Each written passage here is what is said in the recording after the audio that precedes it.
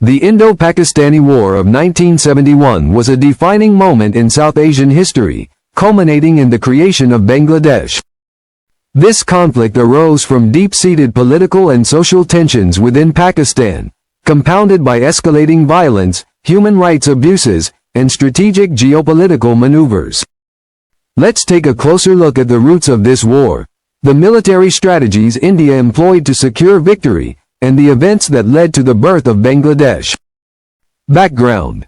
The seeds of conflict. The partition of British India in 1947 led to the creation of Pakistan, which was geographically divided into two distinct regions, West Pakistan, modern-day Pakistan, and East Pakistan, now Bangladesh.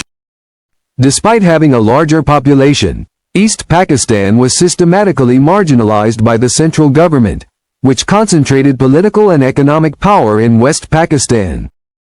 This imbalance bred resentment among East Pakistanis, who faced discrimination in political representation, budget allocation, and cultural rights. In 1948, the Pakistani government declared Urdu as the national language of Pakistan, igniting linguistic tensions. The predominantly Bengali-speaking population of East Pakistan saw this as an attempt to erase their language and identity. For the next 2 decades, East Pakistan's discontent simmered as their calls for autonomy and equal treatment went largely ignored by West Pakistani rulers. The turning point. 1970 elections and non-cooperation movement. The situation took a decisive turn in December 1970 when Pakistan held its first democratic general elections. The Awami League, led by Sheikh Mujibur Rahman, won a sweeping victory in East Pakistan, securing 167 out of 169 seats in the eastern region, which gave it a majority in the 313-seat National Assembly. This victory indicated that Sheikh Mujibur Rahman was poised to become the Prime Minister of Pakistan. However, the political elite in West Pakistan, including Zulfikar Ali Bhutto of the Pakistan People's Party, refused to accept the election results. The National Assembly was not convened, effectively blocking the Awami League from forming a government. In response, Sheikh Mujibur Rahman launched the non-cooperation movement in East Pakistan, a campaign of civil disobedience marked by strikes and mass protests. Operation Searchlight and the genesis of the liberation movement. Seeing the rising rebellion, Pakistan's President, General Yahya Khan, launched Operation Searchlight in March 1971. This military operation aimed to suppress the nationalist movement in East Pakistan but quickly devolved into a brutal crackdown. Reports of massacres, rapes, and widespread atrocities by the Pakistani army spread, with estimates of up to 3 million Bengali civilians killed and millions more displaced. In the face of these horrors, senior Bengali officers in the Pakistan military, along with other East Pakistani civilians, began forming an armed resistance known as the Mukti Bahini. Initially under-resourced, they received significant support from India, where millions of refugees had fled to escape the violence. East Pakistani leaders, including many from the Awami League, sought asylum in India, where they appealed for intervention. India's involvement and strategic preparations. India, under Prime Minister Indira Gandhi, was deeply affected by the refugee crisis and the humanitarian crisis unfolding across the border. However, Indian military leaders, including Chief of Army Staff Sam Manekshaw, advised against an immediate intervention due to logistical challenges and the risks of fighting a two-front war with Pakistan and potentially China. India's strategy thus focused on diplomatic efforts and covert support for the Mukti Bahini. Indian Foreign Minister Swaran Singh spearheaded diplomatic campaigns to rally international support for East Pakistan. At the same time, India signed the Indo-Soviet Treaty of Peace, Friendship, and Cooperation in August 1971, securing a powerful ally in the Soviet Union and ensuring a counterbalance to the United States and China, both of whom were sympathetic to Pakistan. The outbreak of war.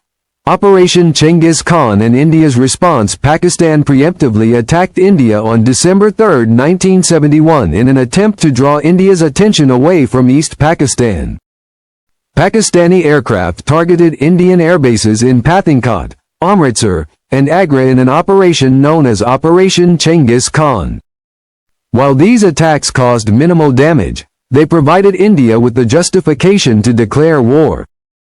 On December 4, the Indian Army, Air Force, and Navy launched a coordinated assault. The Indian Air Force conducted numerous sorties, targeting Pakistani airbases and crippling Pakistan's air power in the east. Meanwhile, the Indian Navy executed Operation Trident, a surprise attack on Karachi port, inflicting significant damage on Pakistan's naval capabilities and crippling its oil reserves. Key battles and tactical victories. The Indian military engaged in several decisive battles on both the eastern and western fronts, but the primary focus remained on East Pakistan. Some key moments include Battle of Longwala. In the Rajasthan desert, a small contingent of Indian soldiers under Major Kuldip Singh Chandpuri held off a larger Pakistani force, aided by the Indian Air Force's Hunter aircraft. This defense kept Pakistan's western forces occupied while India focused on East Pakistan. Jessore and Tangail paratrooper drop. Indian forces captured Jessore, which was strategically important for launching attacks on Dhaka.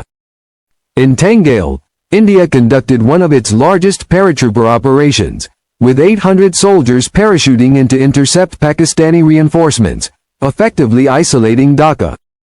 Meghna River crossing. Lieutenant General Sagat Singh orchestrated a bold maneuver by airlifting thousands of Indian soldiers across the Meghna River, bypassing heavily defended Pakistani positions. Diplomatic standoff. U.S. and Soviet Union involvement. As India neared victory, the United States sent its 7th Fleet towards the Bay of Bengal, signaling support for Pakistan. The British Royal Navy also mobilized in the Arabian Sea. However, India invoked its treaty with the Soviet Union, which promptly dispatched its own nuclear submarines and ships to counter the U.S. fleet, creating a tense standoff but ultimately preventing escalation into a broader conflict. The final push and surrender. On December 14, Indian intelligence learned of a high-level meeting at the Government House in Dhaka, where Pakistani officials were discussing strategies to continue the war. In response, Indian Air Force MiG-21s bombed the Government House, forcing East Pakistan's governor to resign. With Dhaka surrounded, Indian forces issued an ultimatum for surrender. On December 16, 1971, the Pakistani Eastern Command, led by General Aak Niazi, signed the Instrument of Surrender in Dhaka. In a historic ceremony, Lieutenant General Jagjit Singh Arora accepted Niazi's surrender, marking the birth of Bangladesh.